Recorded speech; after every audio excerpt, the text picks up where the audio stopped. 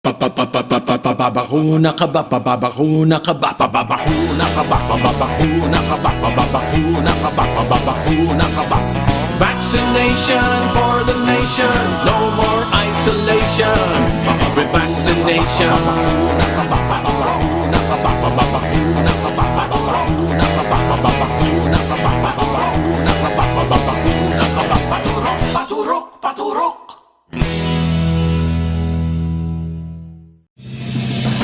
You are watching the multi-awarded Radio Bandido TV on Channel 224 Sky Cable and TV Plus boxes. Simulcast on DZRJ 8:10 a.m. Informing, advising, and entertaining the Filipinos and OFWs around the world. Streaming live on www.facebook.com/DZRJ 8:10 a.m. or on YouTube, channel RJAM News. To all Teleradio Bandido viewers and listeners, you can now watch Teleradio Bandido on our new YouTube channel, RJAM News. Hit the subscribe button and like the video. Don't forget to click the bell icon so you get notified when a new video gets uploaded. Don't miss out on our dynamite lineup. If I make it to the president, I will do just what I do. We shall continue to assert and pursue an independent foreign policy. I hereby declare Marawi City liberated. All should have the vaccine, without exception.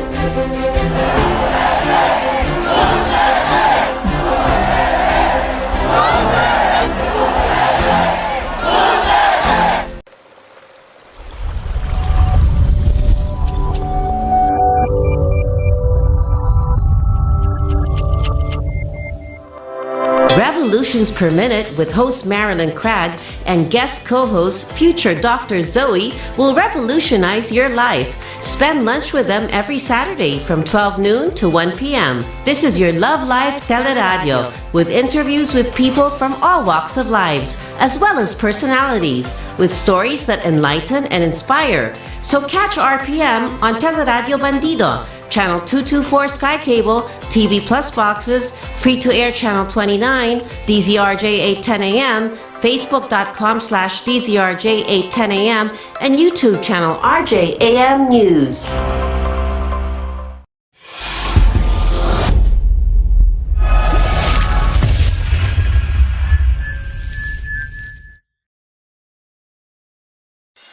Serbisyo publiko ba ang hanap mo? Programang tutulong at aalalay sa iyo. Tuwing linggo, Carmen Ignacio, Mark Anthony Ignacio, Miss Teresita Amansek, Malasaki Kapwa. 2 oras ng aksyon, ng tulong, ng puso. Malasaki Kapwa. 1:00 hanggang 3:00 ng hapon. Malasaki Kapwa. Mapapanood at mapakikinggan sa DZRJ 8:10 a.m. sa Radyo Bandido TV, TV Plus boxes, Sky Cable Channel 224, Digital Free-to-Air Channel 29, Facebook.com/DZRJ 8:10 a.m. at sa YouTube channel RJAM News. Malasakit Kapwa. Aksyon, tulong, puso, Malasakit Kapwa.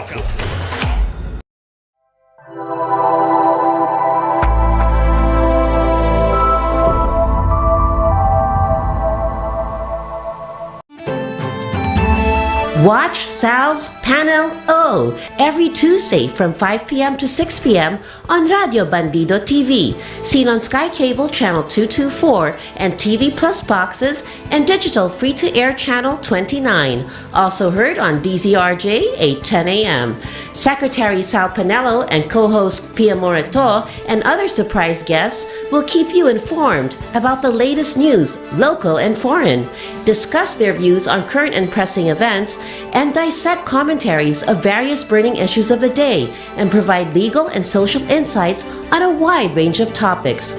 You can also watch Sal's Panel O on Facebook/DZRJ 8:10 a.m. and subscribe and like and watch on YouTube, RJAM News.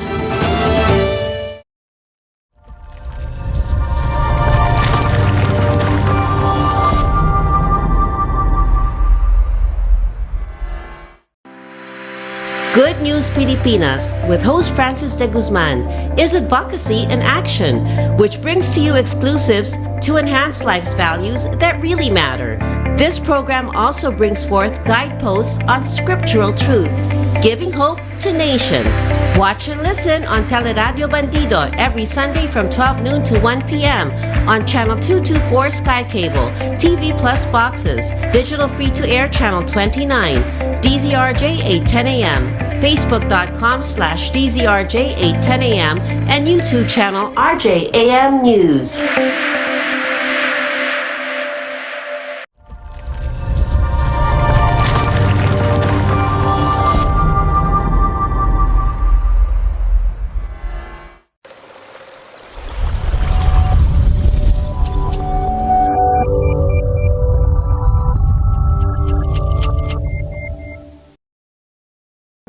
Education Radio, hosted by Pia Morato, is on Saturdays from 8 a.m. to 9 a.m. on Teleradio Bandido, Channel 224 Sky Cable, TV Plus boxes, digital free-to-air Channel 29, Facebook.com/DZRJ 8:10 a.m., and YouTube channel RJAM News. This brings service to all educators and learners of every age. The program guests include secretaries, dignitaries, ambassadors, lawmakers, professors, volunteers, and heroes, all dedicated to contribute to this valuable advocacy.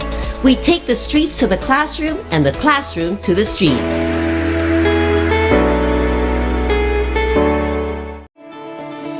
Litrato Philippines, hosted by Mike Francisco and Michelle Encarnacion, showcases a variety of wonderful, uplifting beauty queens from all over the world.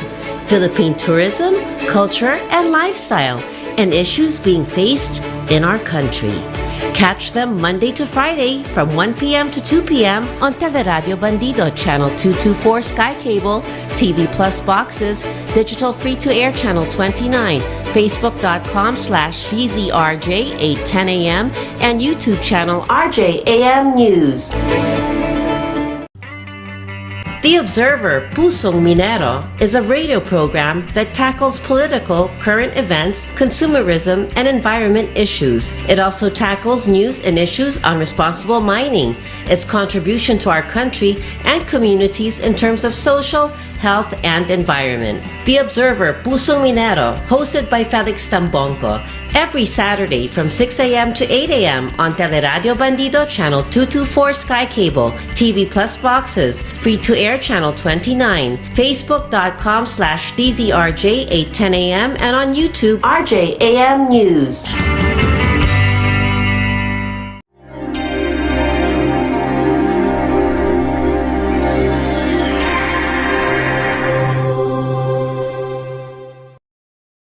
UGM, Ugnayang Gobyerno at Mamamayan, ang programang humuhugot sa mga isyung may kinalaman sa pang-araw-araw nating buhay at tumatalakay sa halo-halong usapin na may kabuluhan sa ating lahat at may pake sa bawat isang mamamayan. Ginagawa ang pagtatalakay sa estilong umpukan at masayang kwentuhan.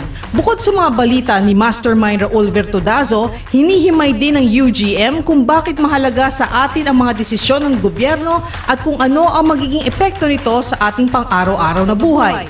Nagbibigay impormasyon din kung ano-ano at aling-aling ahensya ang pwedeng tumulong at tumugon sa problema ng mga mamamayan. Nagbibigay din ng kaalaman ang UGM sa mga bagay na may kinlaman sa pagmamayari ng lupa upang magkaroon ng kalasag ang mga iligal na pinapaalis, dinedemolis at inaagawan ng lupa ng mga land grabbers. Kaya wag tantanan ang UGM, Ugnayang Gobyerno at Mamamayan, Lunes hanggang Biyernes, alas 5 hanggang alas 7 ng umaga. Gumising ng maaga at tumutok sa Radio Bandido TV para inform ka. Watch Monday to Friday from 5 a.m. to 7 a.m. on Teleradyo Bandido, Channel 224 Sky Cable, free-to-air Channel 29, TV Plus Boxes, DZRJ 810 a.m., Facebook/DZRJ 810 a.m., and on YouTube channel RJAM News.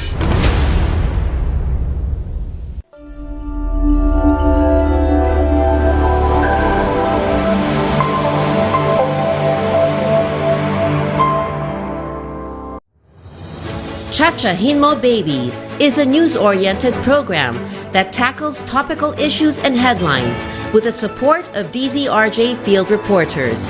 Hosted by the legendary Jimmy Morato, Monday to Friday from 4 p.m. to 5 p.m. on Channel 224 Sky Cable, TV Plus Boxes, Digital Free-to-Air Channel 29, DZRJ 810 a.m., Facebook.com/DZRJ 810 a.m., and on YouTube channel RJAM News.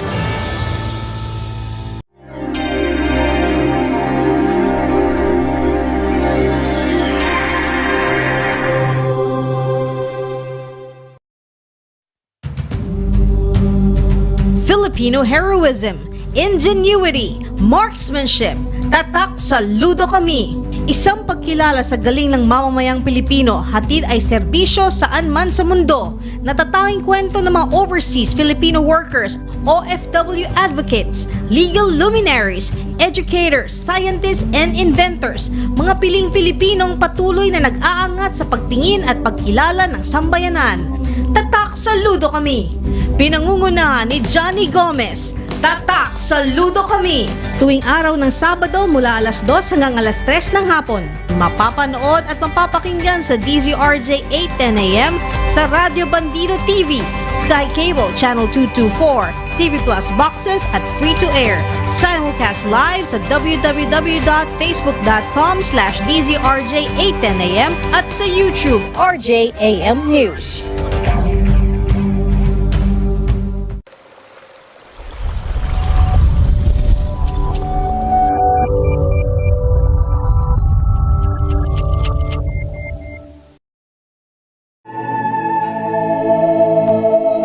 Enlightened with inspiring stories. Interesting biblical features.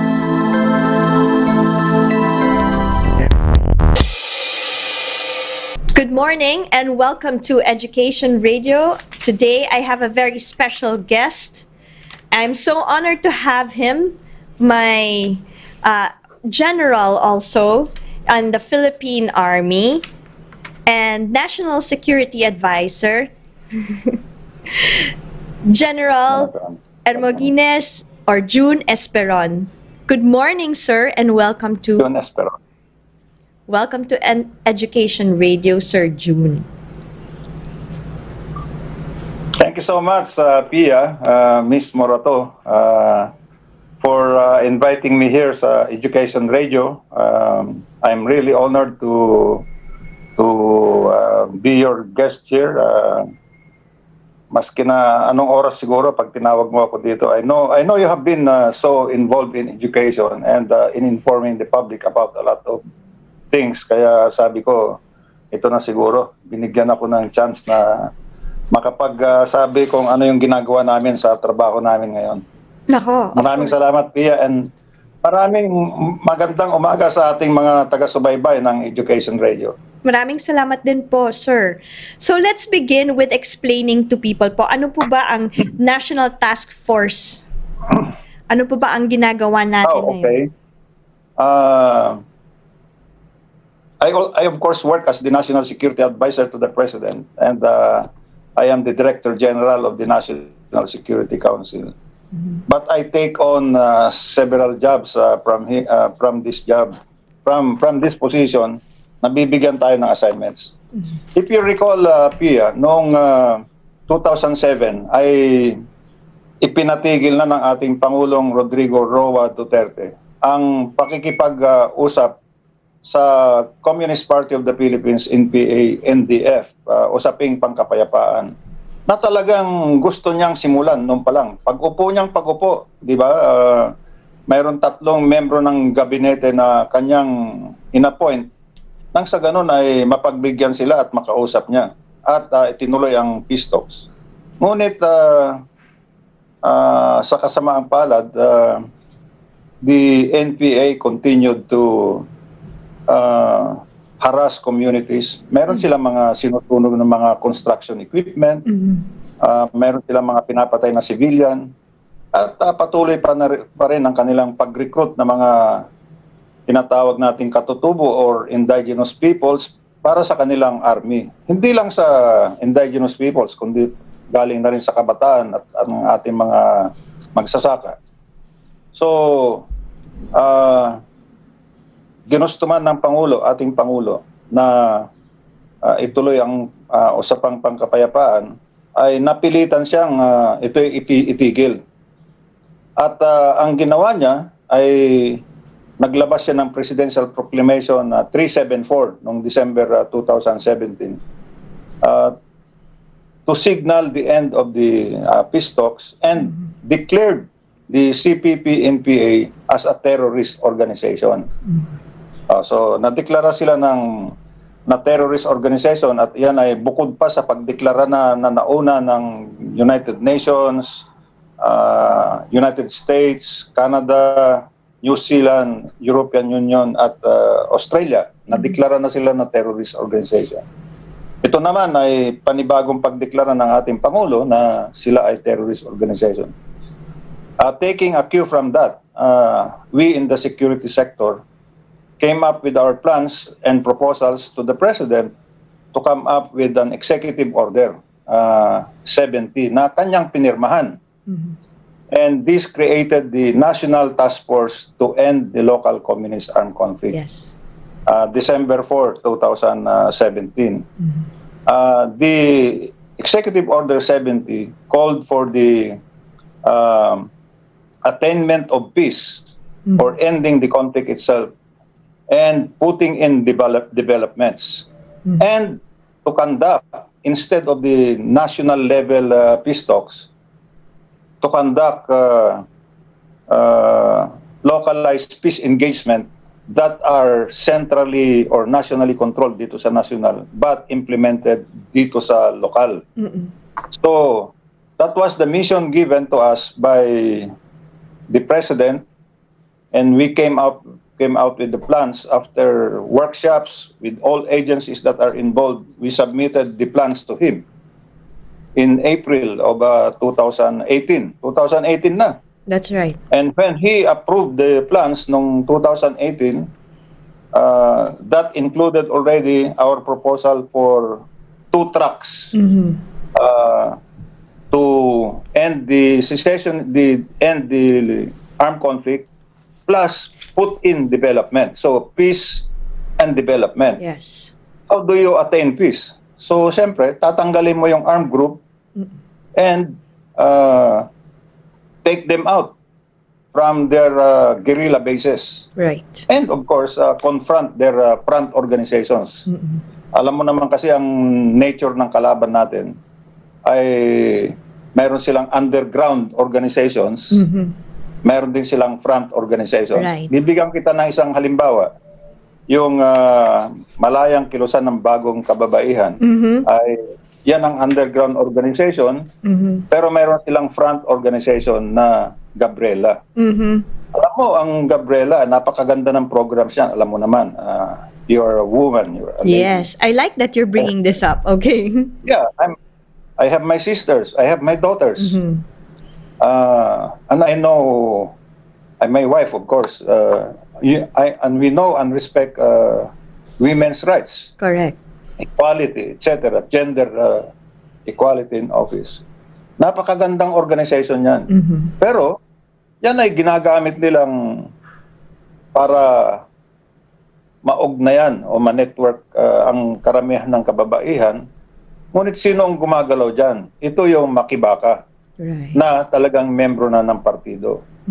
In other words, sila ang nagko-control. Halimbawa, I can immediately tell you now na ang Makibaka ay talagang nagkaroon sila ng party list at ang kanilang nominee ay isang Communist Party of the Philippines member, card-bearing yan.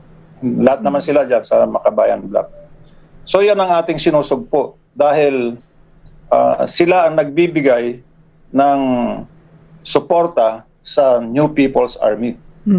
Tatlo kasi yan. Ang Communist Party of the Philippines serves as the brains, mastermind.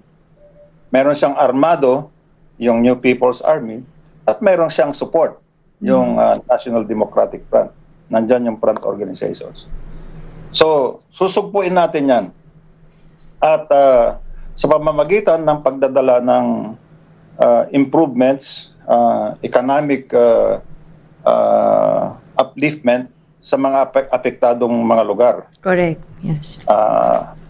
Ngunit, kailangan tanggalin mo muna yung New People's Army. And so, mayroon tayong, ang gagamitin natin dyan, dati-dati kasi, ang ginagawa natin, halos purely military, PFP, at saka police, at saka intelligence security forces, ang nagtatrabaho lang sa problema ng insurgency. Samantalang, yung problema ay political, social, economic, military problem. Correct. Kaya ngayon, itong National Task Force to End the Local Communist Armed Conflict ay binubuo ng 12 clusters. Ano itong 12 clusters na ito? At itong mga 12 clusters nito ay diretsahang kino-confront yung programs to counter the programs of the CPP-NPA. Mass-based building, armed revolution, armed struggle, parliamentary struggle, international solidarity work. So ano itong 12 clusters natin?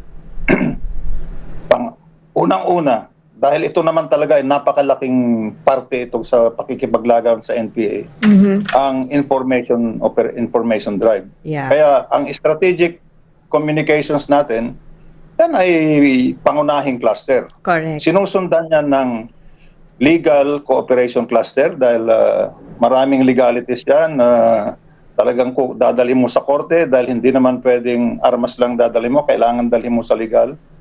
Meron tayong international engagement cluster dahil meron silang tinatawag na international solidarity works sa Europe, sa US, sa Canada, sa Australia, etc. So, international engagement. At meron tayong very important, yung situational awareness or ito yung tinatawag nating intelligence. Yes. 4 yan. Dito sa lokal ay meron tayong local government empowerment dahil kailangan talaga natin pagalingin ang ating gobyerno. Dapat alam nila at kailangan bigyan mo ng kapasidad upang lumaban. Correct. Sila ang front yung mayor, governor at saka kapitan at saka kanilang mga kagawad, kailangan ay kasama natin. They're capacitated, correct. Yeah, local government empowerment. At saka, dyan mo rin makikita kung dapat yung local government, local governance ay laging good governance. Dahil kung hindi good governance ang ipapakalat mo o gagawin mo sa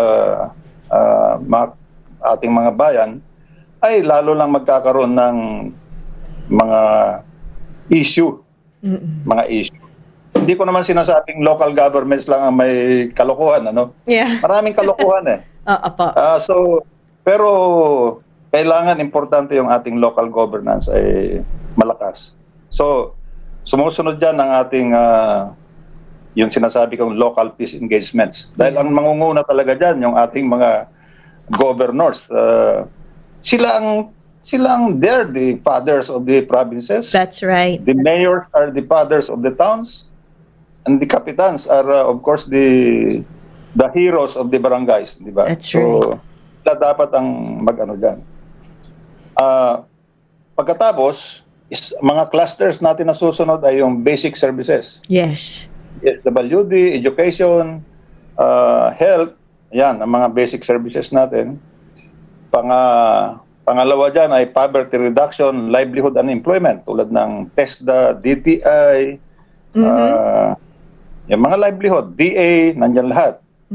Nandyan din ang infrastructure and resource management cluster. Mga infrastructure, mga lands, forestry, isang cluster yan. Then, importante itong sectoral unification and capacity building and That's mobilization.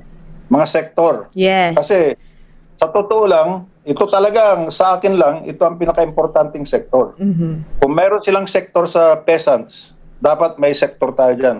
Yes. Na educate them on what to do. Right.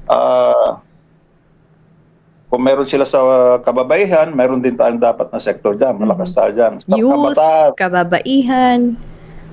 youth, kababaihan, labor, bureaucracy, Yes. lahat ng sektor. Yes. Indigenous peoples, kailangan alagaan mo lahat yan, meron ka. Napaka-importante nitong cluster na to, sectoral unification, Yes. capacity building and mobilization. Para, kasi dyan nagre-recruit yung CPP-NPA. Yes. Napaka-importante. Then last na klase ng sector, last two, yung e-clip and amnesty program. Kasi hihikayatin natin ang mga armado at mga membro nila na magbalik loob na sa atin. Na makikita naman nila na 52 years na yung pinaglalaban yun, hindi naman kayo nananalo. So dapat tumulong na lang kayo sa amin. Meron ako mga personal programs dyan, kasi lately sa Baguio ay aking kinuha yung dati kong kaeskwela sa Philippine Science High School na naging party wife ng chairman ng CPP-NPA. Sabi ko, sumama ka na sa amin. Ano pa ang gagawin mo ngayon? Namatay kasi sa enkwentro si Julius Hiron sa Baguio noong Marso. Ewan ko kung naano mo yun. So sabi ko, yung kanyang party wife, nandoon. Siya ang white area. White area, tama po, yeah. White area chair. So, nakipag-ugnayan sa akin, di sige, kunin kita. At ngayon, katulong ko na sa mga ginagawa naming mga projects sa Cordillera, di ba? So, yan ang e-clip and amnesty program. At ang huling cluster natin, yung peace, law enforcement and development support. Ito lang, nandito ang military at police at security agents. Dati-dati sila lang ang gumagawa ng trabaho, pero ngayon mayroon na silang 11 clusters na kasama. Right. At lahat ng cluster na mga yan, alam mo naman, sa nature ng ating coordination ay tulong-tulong. So, correct. Kung kailangan mo ang tulong ng intelligence o Stratcom, magtawag ka lang. At yan ang trabaho ng headquarters ng National Task Force LCAP. Yes. Kung kailangan ng basic services, tawag ka lang. Yes, coordination, inter-cluster meeting. At ang isang importante dito na dapat nating tandaan, ang Pangulo mismo, siya ang nag-volunteer nung aprobahan niya yung plano nung April. Sabi niya, ako na mag-chairman. Pero ngayon, talagang... Nice one. Parang, alam ko, ako naman nagtrabaho sa maraming presidente ako pinagsilbihan. Siyempre, lahat naman yata ng presidente, ako ay Marcos Lieutenant, ako ay Cory Major, ako ay Ramos, nag-deputy PSG nga ako dyan, Lieutenant Colonel, ako ay Gloria PSG Commander. Yes. DLG. Kay Pinoy, doon lang ako hindi nagsilbi kay Pinoy. Tapos dito ngayon kay President Digong.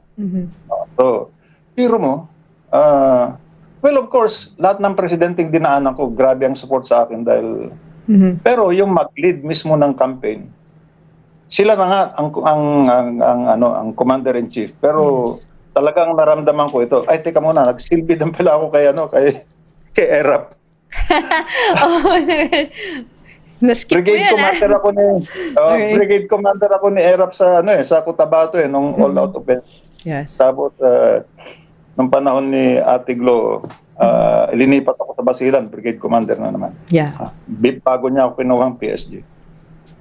So, talagang ang laki ng effect nung si Pangulo mismo, Pangulong Rodrigo Roa Duterte, ang chairman. Correct. Kasi 19 kami na cabinet members na nasa board ng LTF-LCAP. 19 na cabinet members. Pati pang 20 ang chief of staff, 21 ang Chief PNP, NICA, 22, and 2 private sectors kasama namin. So, it's actually a whole of nation approach, whole of government plus private sector. Whole of government and whole of society.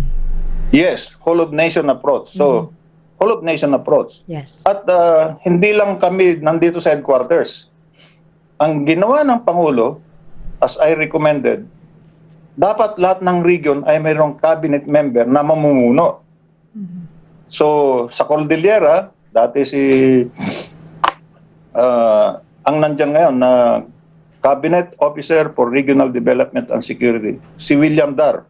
Yes. Region 1, ako. Dahil taga Pangasinan ako, taga asawa ko, taga Ilocos Norte. Region 2, Bebot Bello. Region 3, Secretary Charlie Galvez. Yes. Region NCR, Mark Villar. Region 4A, Secretary Ed Anyo. Region 4B, Cusi. Region 5, Greg Hunasan na ngayon. Greg Balesteros Hunasan. Yes. Kilala ko yan. Region 6, General Simato. Ilocano yan eh. Pero yes, sexy mat, of course. Ang ating kuya, ating laging bida, laging tamang ginagawa. Region 6 siya, pero taga Ilocos yan. Kaya lang, captured siya sa Region 6 eh. Yeah, okay. Doon siya na-capture. Ito ba yung tinatawag nating CORDS, sir? CORDS, Yes. Cabinet Officer for Regional Development and Security. Region 7, si Mike Dino ng Presidential Advisor for the Visayas. Region 8, Secretary Ed Del Rosario ng Housing. Region 9, DSWD Rolly Bautista. Sec Region Bautista. 10, Sec Andanar. Region 11, Sec Abisado. Dati dyan si Secretary Dominguez pero nung pumasok si Secretary Wendell, siya na nag-volunteer kasi talagang napaka-busy naman kasi nitong si Kuya si Secretary Sunny Dominguez. Although lalo na ngayon, sir. Todo pa rin siya. Siyang taga kalap natin ng support. Region 12, si Sid La Peña. General La Peña, TESDA. Region 13, hindi man taga doon, pero taga Davao kasi. Nag-volunteer doon si Secretary Carlo Nograles, yes. Region BARM, BARMM, Secretary Del Lorenzana, dahil yan ay taga Parang, dyan pinanganak yan Pero Ilocano din yan. Pero naunahan ko sila sa Ford 1 At saka malaki ang problema sa Mindanao. Oo nga po. Bagay na bagay sila doon. Ako naman taga ganun lang naman ako taga utusan lang nila as vice. Ako ang vice chairman, ni presidente. So yun ang natin. Kung meron kaming regional task force na pinangungunahan ng mga CORDS, meron ding provincial task force. Correct. Lahat ng governors. Lahat ng mayor naman, municipal task force, lahat ng barangay task force. So makita mo, talagang mula sa taas hanggang baba, private sector ang inyong national task force to end the local communist armed conflict. Kaya huwag kayong magtaka kung ganun na lang na dati-dati naman meron kang farm to market road, meron kang eskwelahan. Pero hindi mo ilinalagay doon sa kailangan paglagyan Correct. Ilinalagay mo doon sa peaceful na. Pagbigyan natin itong mga geographically isolated and disadvantaged areas na may conflict. Correct. Ito ngayon, doon natin ilalagay. Kaya nga whole of nation Hindi po ba? Ganon. Whole of nation. Talagang pinagmamalaki namin itong organisasyon na to. Yes. At kaya ganon na lang ang galit sa amin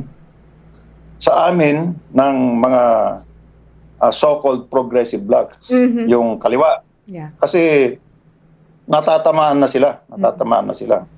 Kung nasaan man sila, kung nandyan sila sa international, sa Europe, talagang pinupuntahan namin sila doon. Pumupunta kami ngayon sa communities diyan sa sa Europe at saka kung saan-saan para may paliwanag sa mga ating communities kung ano sila, sino sila. Kaya ngayon lang siguro nangyari. In fairness, well, ako din naman ay nag-chief of staff, army commander. Talaga namang ito ang gusto kong mangyari noon pa. Yes. At nagawa din naman. Pero sa bandang huli ay parang, lalo na pag mayroon ng mga kumukontrang ganun, ay parang nawawala yung effort. Ito, tuloy-tuloy talaga to. At pangako namin na in the next 2 years, lalong titindi ito, Pia. Yes, I can see why. Kasi very comprehensive po yung ginagawa ng 12 clusters. It's precise, it's comprehensive, and then it's led pa by the cords. So, of course, with the president chairing everyone. And siguro yung isa sa pinaka-importanteng bagay na really hits the spot is yung basic services. Kasi yan po yung laging ginagamit, no, pang-entice doon sa kabila na kesa kulang ng ganito, walang ganyan, na hindi binibigyan ng gobyerno. But here we are where livelihood. Yeah. Tama po yun. Tatlo yan na clusters. Basic services, poverty reduction, livelihood, employment, at saka infrastructure and resource management. Tama po. Talagang yan na ngayon yung lumalabas na kung bakit mayroon tayong 16.44 billion. Yes. Yes po. Yes. Na hindi lang naman pera ang pinag-uusapan dyan, kundi yung supervision, determination ng kailangan ilagay mong project. Correct. Yan ang kailangan tutukan natin. Especially the underserved. Kasi masyado nang matagal yung underserved di ba?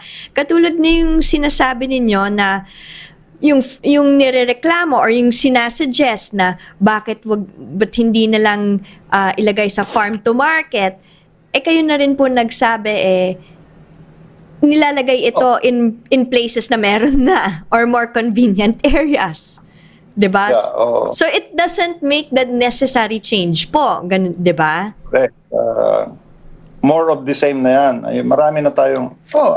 masasabi ko naman na yung mga ginagawang farm-to-market road ng Department of Agriculture ay kailangan pa rin. Alam mo kasi ang history ng farm-to-market road, noong una, pwede na yung pag sinabi mong farm-to-market road ay all-weather. Yung ano lang ba? Graba at bato. Linagyan ng konting drainage kanal sa gilid. Pero pagdating ng tag-ulan, nawawala din. So repair na naman. Opo, tama. So ngayon, ang ating farm-to-market road na sinasabi ay concrete, 1 kilometer farm-to-market road. Tama. Na nung kabataan ko sa Asingan, Pangasinan, sa aming barangay, kung mayroon lang sana kaming 1 kilometer na gano'n sa aming national highway pa yun, between Asingan and San Manuel, hindi man lang asfaltado, kundi all-weather lang. All-weather, opo. So, nangyayari, masakit sa paa ko kung minsan pumapasok ako ng eskwelahan, nasira yung aking tsinelas. masakit sa paa, hindi ka makatakbo. I can imagine po. Ang isa po pang magandang initiatives, well, I would want the people to further understand kasi ito rin po ay isang column na sinusulat ko rin sa Philippine Star. Yung barangay development plan. Kasi I know very close to your heart din ito po. Kasi ang talagang main goal, no, yung forefront of this whole of nation approach, right, is really to bring down to the grassroots, to the most basic units, 'di ba? On the political end kasi yung pinaka-basic unit ay ang barangay. Yes. Yes po, sir, go ahead. This is even more seen or very very clear na nangyayari ito sa lugar ng ating mga indigenous peoples. Hindi na bali ako na taga-baryo, no? Kasi yung aking baryo ngayon ay meron ng sementadong kalsada. Yung sinabi ko, dati mga ano lang yan, mga bato-bato at ano. Pero ngayon yung kalsada namin from Asingan to San Manuel ay concrete na yan. Meron pang bypass road nga sa amin dahil yun yung ginawa ng bypass road panahon ni FBR naman, nagawa yan. At sa mga lowlands and medyo urbanized na lugar, marami na tayong projects. Pero ang iniisip natin ay yung kung nasaan yung mga NPA, kung saan sila naggumagawa ng guerrilla bases. Saan ang mga yon? Karamihan dyan ay doon sa mga ating mga katutubo na walang depensa. Correct. Kasi mga lumad Correct. Nandun sila. Mga lumad. Nasa bundok. So, ang ginagawa ng NPA, ginagawa nilang production base yan so that they can have their guerrilla bases. Yan. So, pangunahin naming target yan. Alam mo ba, Pia, na itong NPA sa Mindanao ngayon, 70% niyan ay katutubo. Grabe kasi talaga, sir. Opo. Napakadali mong hikayatin, i-recruit yung katutubo dahil wala siyang kalsada, wala siyang eskwelahan, wala siyang clinic, wala siyang services. They are left to their own. Kuminsan pa nga, mayroon kang reforestation project dyan, pero hindi naman sila yung nagre-reforest, kundi taga-baba. Paano yun? Hindi sila involved, wala silang hanap buhay. Tapos yun pa yung they grew up into it, kinalakihan nila, di ba? Yeah. Dahil sa pagkukulang natin na yan, sa katunayan lang, aminin natin, nagkulang din tayo. Alam mo ba na yung CPP-NPA ay nakapagtayo ng tinatawag nilang salugpungan schools? Oo nga po. Mga 72 of them. Merong tinatawag na Alcadeb, MESPI, salugpungan ang pinakamalaking eskwelahan nila. Na kung saan, yung mga bata doon na pumapasok. Pero iba ay tinuturo. Ang pangunahing tinuturo ay paano magalit sa gobyerno. At pagkatapos, tinuturuan ko paano maging NPA, paano humawak ng armas. At hindi man lang kumakanta ng lupang hiniram. Ang kinakanta na lang, alam mo ba, international, pambira, at sino nagtuturo ng mga to? Yung kanilang front organizations ng CPP-NPA. At doon nanggagaling ang kanilang recruit. Karamihan. Anyway, meron pa naman silang kinukuha mga recruit sa mga eskwelahan, universidad at mga peasants. Okay, hold that thought, sir. We'll just pause for a short break. We'll be right back on Education Radio. Stay tuned.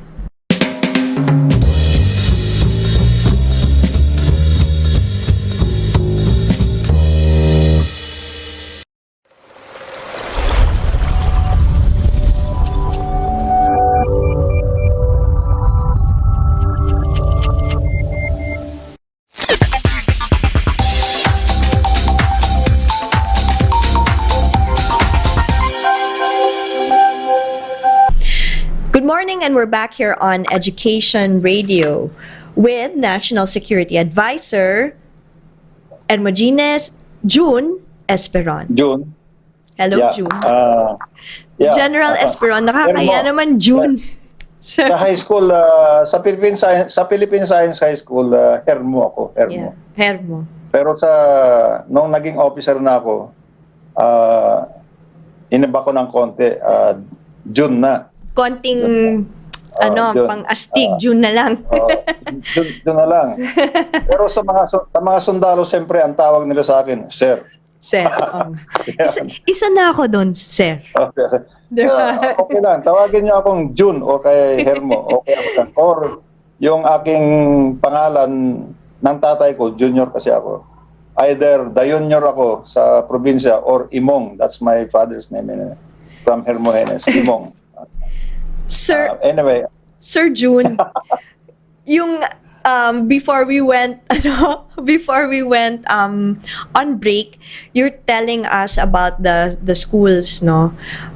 Maraming recruitment, iba yung tinuturo sa kanila. Sir, what's your experience on this? Experience.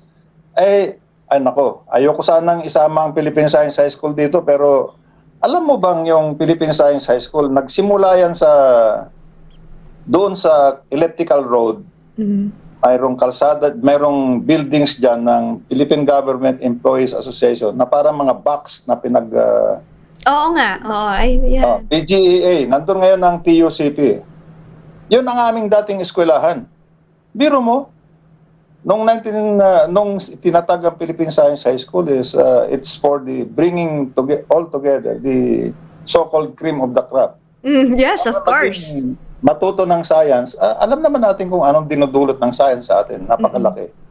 Especially for a country that was growing, emerging. 1964 pa lang yun, yung first na class namin. Second class kami yung second class. Ang first na klase pala namin was led by Rinaldo Vea, who is now Mapua Chair. At alam mo si Ray Vea, second year pa lang sa UP yan, kumandidato na President ng Student Council ng University of the Philippines. Wow. Ganon katigas naman ang mga produkto namin. Oo, best and brightest kayo. Alam ko naman, yan. Pero ako nangungopi. Kakayang aminin. Pero meron din akong alam ng konti kasi valedictorian din naman tayo sa mababang paaralan ng ng North Central School.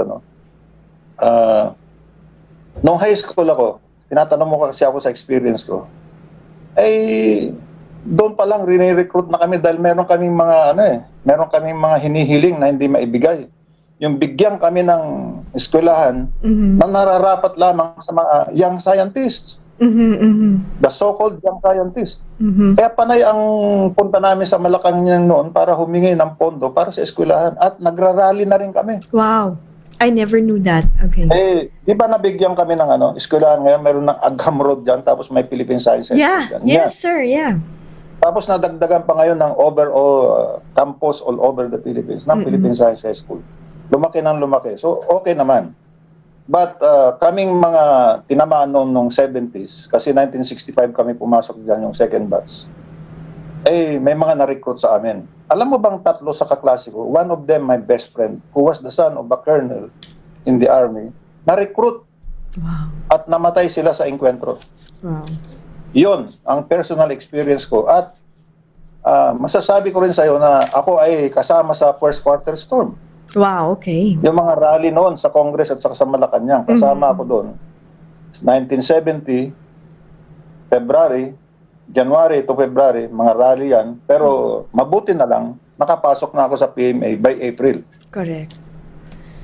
Dahil, sabi ko sa sarili ko, kung hindi pa ako papasok ng PMA, problema na naman ako ng tatay ko na teacher lamang siya, teacher farmer. Apat na yung kapatid kong nasa koleyo na ginagastusan niya. The first scholarship that came to me, kinuha ko. At mabuti na lang yung PMA yun. Personal story yun. Pero sinasabi ko, talagang ang source ng marami silang re-recruit sa mga eskwelahan. Hanggang ngayon, mayroon kasing itong Kabataang Makabayan, ito yung underground organization. Na noong araw ay kasama dyan ng Samahang Demokratikong Kabataan. Dapat ang magkwento niyan yung mga the likes of sorry to mention it, Mr. Secretary, former Ambassador Bobby Tiglao. Yeah. Yan. Batang-bata pa lang siya ng Regional Party Committee ng Metro Manila, the most organized Regional Party Committee din. Kasama na rin dyan si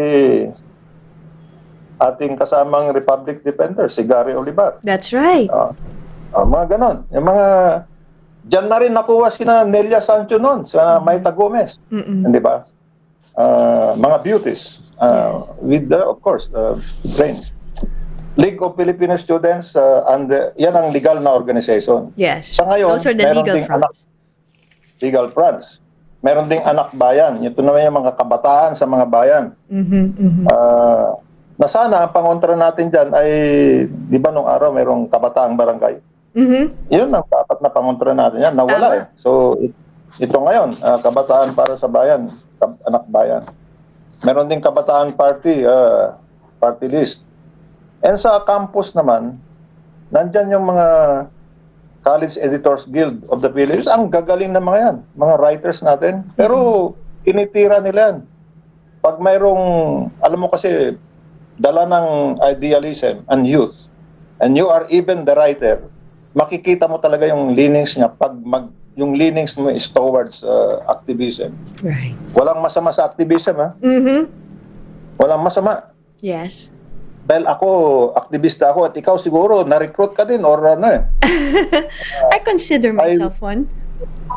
Yeah, you're There's an activist, nothing I would wrong. imagine. There's nothing wrong with it. Yeah, activism is good. Activism is good. But once you advocate armed struggle at ipagmamalaki mo pa na ang iyong alumni, mga kasama ay naging NPA na.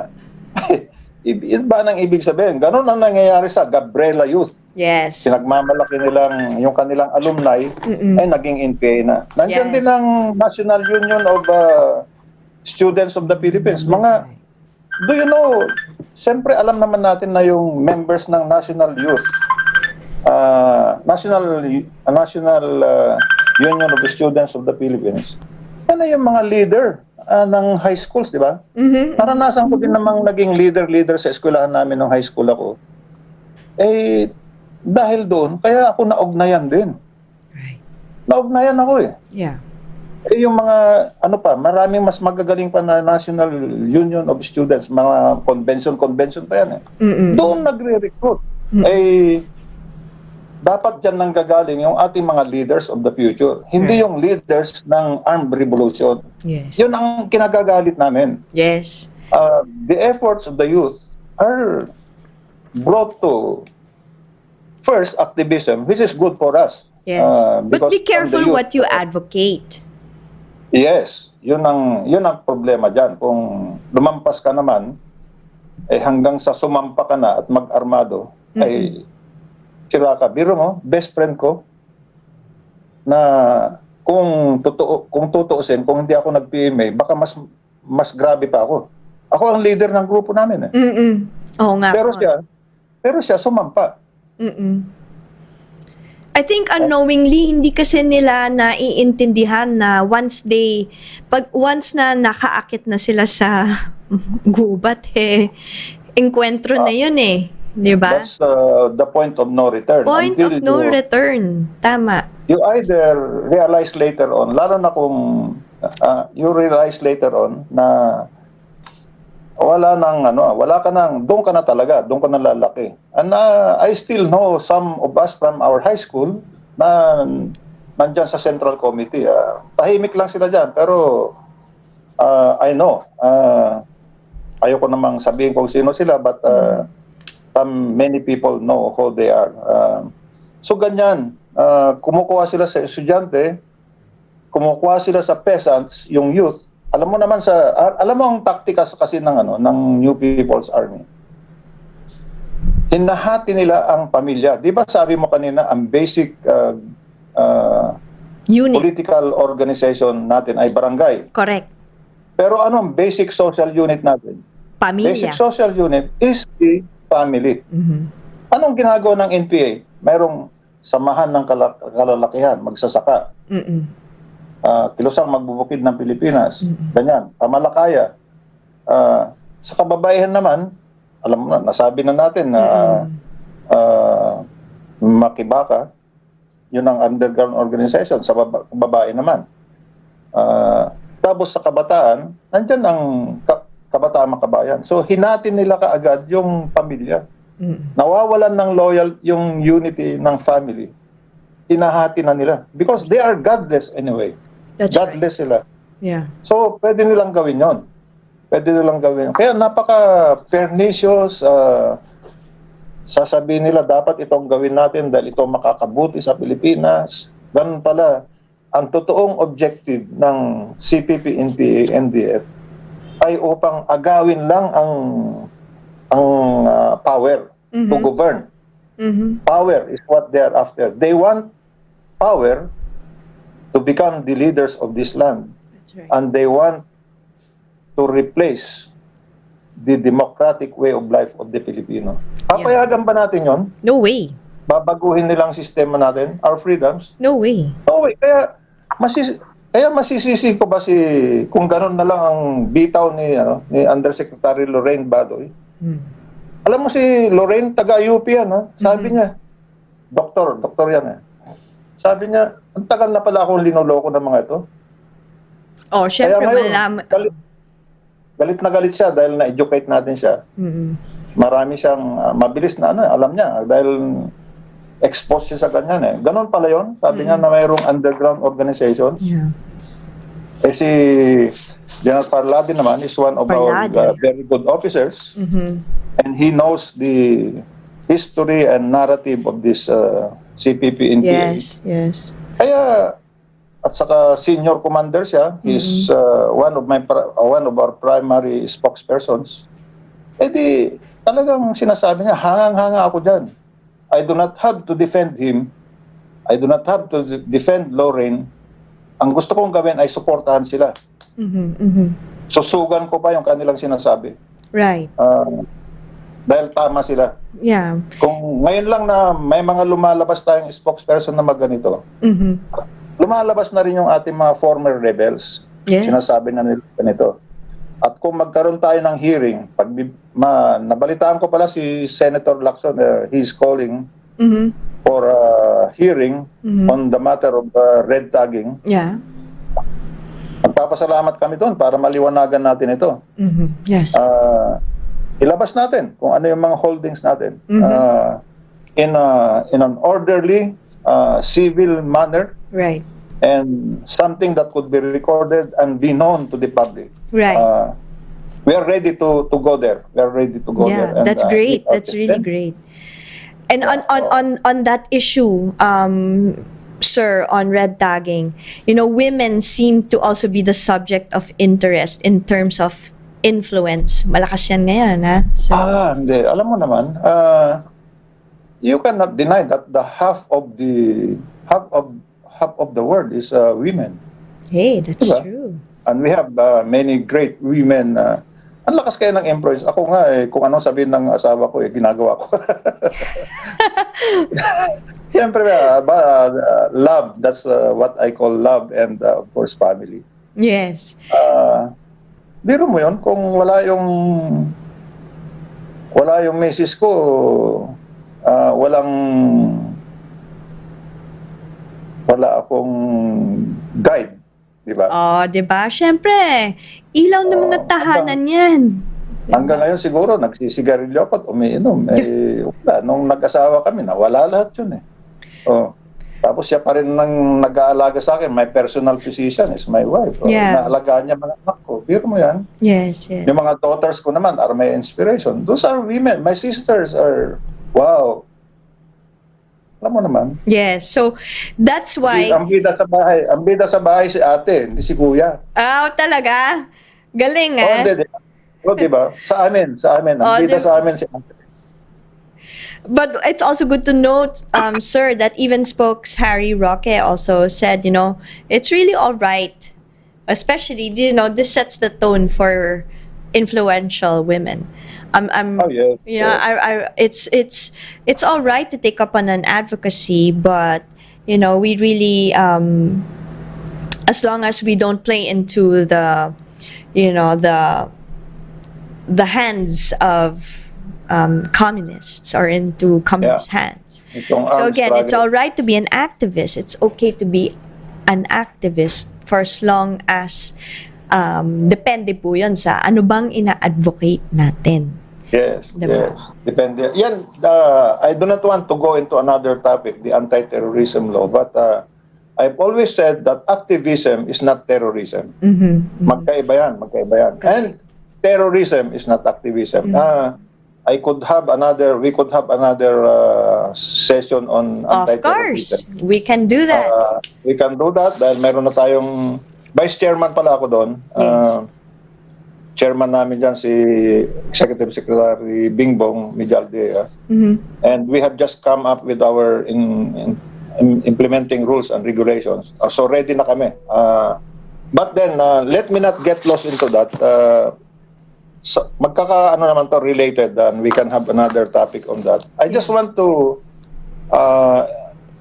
talk more now about our barangay development program. Yes. Good to note kasi, sir, from 2016 to 2019, I just have to say this so that you know I did my homework. There have been 822 barangays that have been cleared of NPA influence, right? Making these communities ripe for development. So this is why I want you very much to talk about the barangay development. Yeah. Ganito kasi ang Armed Forces of the Philippines ay meron silang clearing operations ng barangays, and that's where the NPAs are.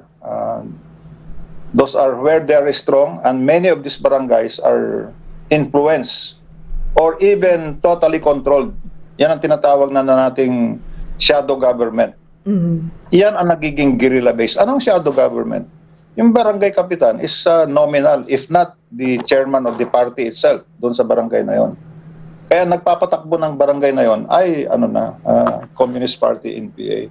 Yun na rin ang nagiging production base sa kanilang pagkain o kanilang hideout.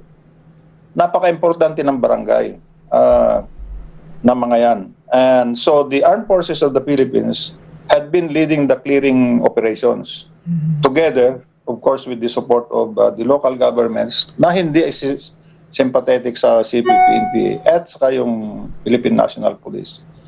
Noong 2010 to 2016, merong silang na-clear na 500 barangays.